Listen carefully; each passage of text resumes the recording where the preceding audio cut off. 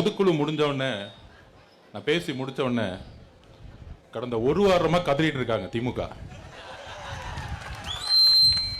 ஆதவர்ஜுனா ஆதவர்ஜுனா ஆதவர்ஜுனா.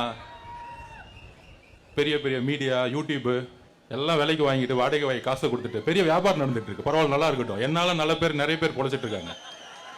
இன்னைக்கு தமிழக வெற்றி கழகத்தை திட்டினா, தலைவர் அவர்களை திட்டினா மிகப்பெரிய ஒரு காசு கிடைக்குன்னு ஒரு வியாபாரத்தை உருவாக்கி இருக்காங்க. நம்ம அவங்களுக்கு நன்றி சொல்லிச்சுக்கிறோம்.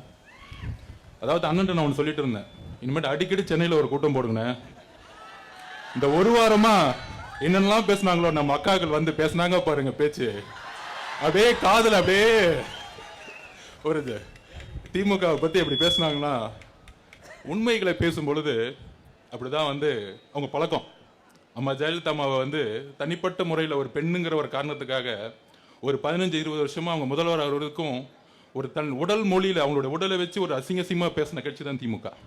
அதனால இந்த அவதூறுகள் இதுக்கெல்லாம் பதில் சொல்றதுக்கெல்லாம் நமக்கு டைம் இல்லை. நம்ம தலைவர் சொல்லுவாரு, நம்ம ஒரு நதி மாதிரி போய்கிட்டே இருப்போம், அதுல அசிங்கமும் வரும் நல்லதும் வரும். நம்ம நல்லதை மட்டும் எடுத்துட்டு 26ல தலைவரை முதல்வராக்குறது மட்டும்தான் நம்ம குறிக்கோள். அந்த குறிக்கோளை